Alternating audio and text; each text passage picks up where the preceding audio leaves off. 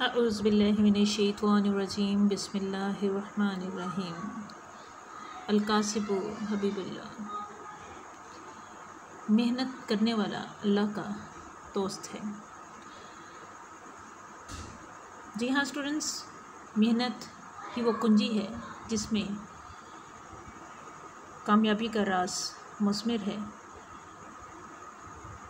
महशर बदायनी के नज़दीक अब हवाएं ही करेंगी रोशनी का फ़ैसला। अब हवाएं ही करेंगी रोशनी का फ़ैसला। जिस दिए में जान होगी वो दिया रह जाएगा। अस्सलाम वालेकुम स्टूडेंट्स, उम्मीद बखैर। आज हम उर्दू क़वाइद व इंशा यानी ग्रामर के हवाले से जिस उन्वान पर बात करेंगे वह उन्वान आपकी तहरीरी ज़िंदगी का अहम जुज़्व है, जिसके बगैर आप अपनी तहरीर से इंसाफ नहीं कर सकते। वो है रमूज़े औक़ाफ़। स्टूडेंट्स, ये वो हिस्सा है, ये वो अंसर है, वो जुज़्व है जिसके बगैर आपकी तहरीर नहीं रहती। क्यों नहीं रहती? क्योंकि ग्रामर मार्जिन में आपके बहुत से नंबर रमूज़े औक़ाफ़ की नज़र हो जाते हैं। आज बेहतर है कि हम रमूज़े औक़ाफ़ को एक दफ़ा पढ़ते चले जाएं, इससे वाक़ियत हासिल करें। मुख्तसर तरीन मैं आपको फ़िलहाल बताऊंगी, इसके बाद मज़ीद आपको इसके बारे में मैं लेक्चर दूंगी।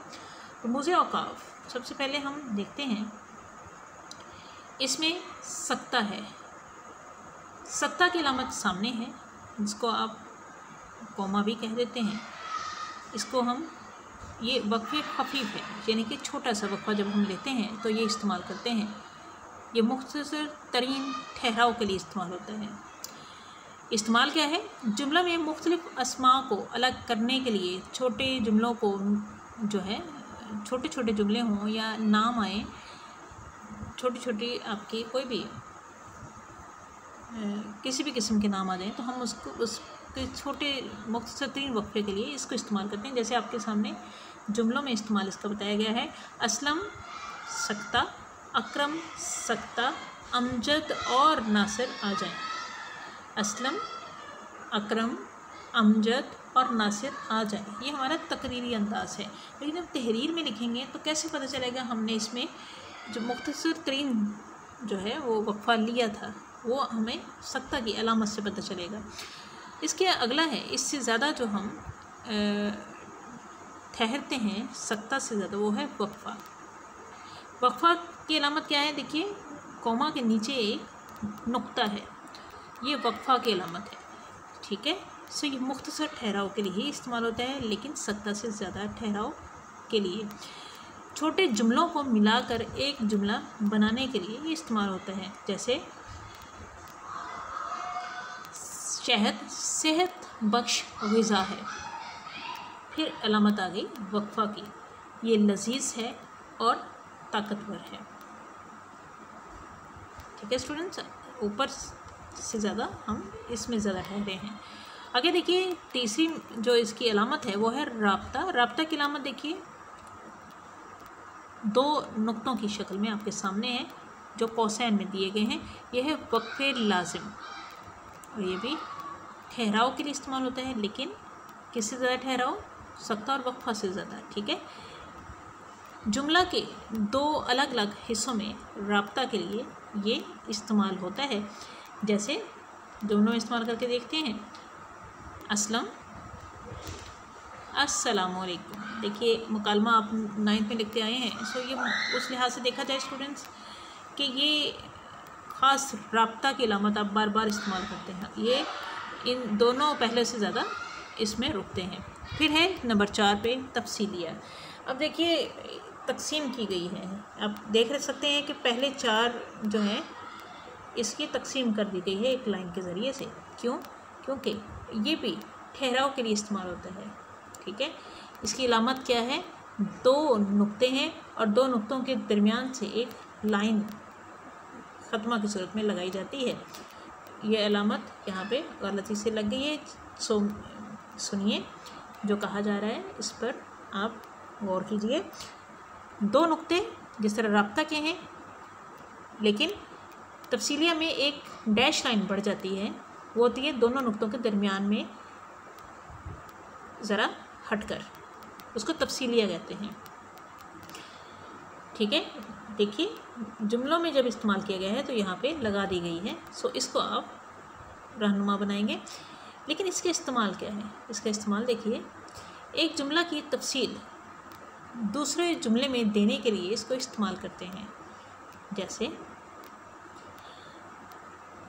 पाकिस्तान के सूबे मंदरजा झैल हैं। तफसीलिया की अलामत देखिए रेड कलर में नज़र आ रही है, दो नुक्ते हैं और दरमियान में इसका ख़त्मा की लाइन है। पाकिस्तान के सूबे मंदरजा झैल हैं, फिर तफसीलन हम लिख सकते हैं सूबा पंजाब, सूबा सरहद, सूबा बलोचिस्तान, खैबर पख्तूनख्वा वगैरह। जब वो लिखेंगे तो उसमें सख्ता की अलामत आएगी, लेकिन इससे पहले हम तफसील में जा रहे हैं तो हमने तफसीलिया की अलामत लगाई है। ठीक है, आगे देखिए नंबर 5 पर ख़त्मा। ये वक्फ़े मुतलक है, मुकम्मल ठहराव के लिए है। ठीक है, ये मुकम्मल ठहराव के लिए है। जुमला के इख्तिताम पर मुख़फ़्फ़फ़ हरूफ में भी ये इस्तेमाल होता है। या तो जुमला के इख्तिताम पर इस्तेमाल करते हैं या हम मुख़फ़्फ़फ़ हरूफ के लिए इस्तेमाल करते हैं। इसकी मिसाल सामने मौजूद है। मुख़फ़्फ़फ़ यानी एब्रीवेशन। मैंने काम मुकम्मल कर लिया है, यहाँ पर बात ख़त्म हो रही है, सो यहाँ पे ख़त्मा आपको नज़र आ रहा है। या फिर मुख़फ़्फ़फ़ आपके सामने है बी ए, बी के बाद ख़त्मा और ए। ठीक है, इसी तरह जैसे आप इस्तेमाल कर सकते हैं एम ए। ठीक है, सो देखिए स्टूडेंट्स, आगे है सवालिया जो है नंबर 6 पर। क्या है सवालिया की अलामत? आप बखूबी जानते हैं, इसको इस्तफ़हामिया भी कहते हैं, जिसमें सवाल की कैफियत पाई जाए। इस्तफ़हाम सवाल, इस्तफ़हामिया सवालिया निशान। ठीक है, उसका हम मानी है सवालिया इस्तफ़हामिया। इसका मतलब क्या है, इस्तेमाल क्या है? जब हम किसी से कुछ दरियाफ्त करते हैं, मालूम करने की कोशिश करते हैं, तो हम सवालिया अलामत लगाते हैं अपने जुमले के आखिर में। बोलते हुए हम नहीं इस्तेमाल करते, लेकिन लिखते हुए इस अलामत से पता चलता है कि हम सवाल पूछ रहे हैं, वरना हमारे लहजे से पता चलता है तकरीरी अंदाज में। ठीक है, तहरीर में हम सवालिया निशान इस्तेमाल करते हैं। हम कहते हैं आपके मिजाज कैसे हैं, सवालिया निशान। आपका क्या नाम है? ठीक है, सो देखिए नंबर 7 पर है निदाया। बखूबी जानते हैं आप निदाया, फजाया, इस्तेजाबिया, इसके 3 नाम हैं। ठीक है, सो निदाया क्या है? एक अलिफ की तरह लाइन है और उसके नीचे नुक्ता है। कब इस्तेमाल करते हैं निदाया? निदाया निदा से है आवाज़ देना, पुकारना, किसी को मुखातिब करना है। इसका इस्तेमाल क्या है? जब हम किसी को पुकारते हैं या मुखातिब करते हैं तो इस्तेमाल करते हैं, जैसे जनाब अली निदाया, और मोअज़्ज़ज़ ख़वातीन व हज़रात निदाया। ये दोनों हम दोनों में मुखातिब कर रहे हैं। अब है फ़िजाइया। फ़िजाइया की अलामत भी यही है, लेकिन ये कब इस्तेमाल होता है? जब हम जज्बात और एहसासात का इजहार करते हैं। जज्बात और एहसासात का इजहार करते हैं तो हम ये अलामत इस्तेमाल करते हैं, जैसे वाह हम जीत गए। यहाँ खुशी की अलामत के लिए इस्तेमाल किया गया। और फिर कहते हैं आह वो न बच सका, ये अफसोस के इजहार के लिए है। सो इसके अलावा है इस्तेजाबिया। इस्तेजाबिया का मतलब है हैरानी के इजहार के लिए। जब हम हैरानी का इजहार करते हैं तो कहते तो भी हम इसी तरह की अलामत लगाते हैं। ठीक है, उसको कहते हैं इस्तेजाबिया। ओहो तो तुम आ गए, अच्छा तो तुम थे, अच्छा के बाद लगाया, यानी कि हैरानी के इजहार के बाद। आगे है नंबर 9 पर वाबैन। वाबैन की अलामत हम जानते हैं, वाबैन कहते हैं वाओ से, वाओ की जमा है वाबैन। सो दो इकट्ठे अगर हम सख्ता इस तरफ और उस तरफ कर दें तो इसको वाबैन कहते हैं। वाओ की अलामत है, इस जमा में वाबैन हो गया। वाबैन कहाँ इस्तेमाल होता है? बैरूनी इक़्तिबास को नकल करने के लिए।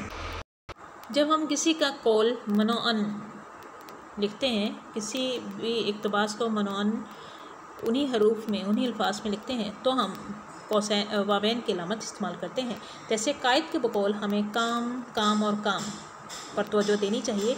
सो ये जो कायद का कौल है, काम और काम, इस हम इसको वावैन में लिखेंगे काम, काम और बस काम। ये वावैन में होगा बजाय इसके कि कायद के बकौल, ये नहीं होगा शामिल, ठीक है।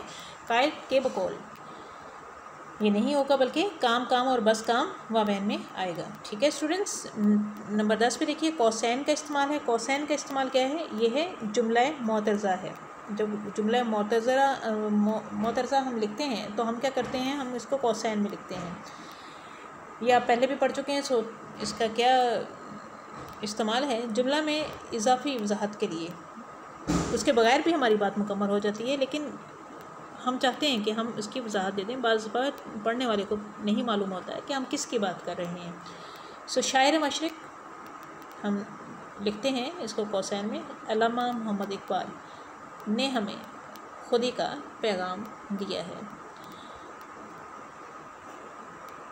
इन रमूज़ औक़ाफ़ को स्टूडेंट्स अच्छे तरीके से याद कीजिए और इसका इस्तेमाल बेहतर कीजिए। ये लिखने लिखाने वाला काम नहीं है, ये आपको याद करवाने का काम है, ठीक है।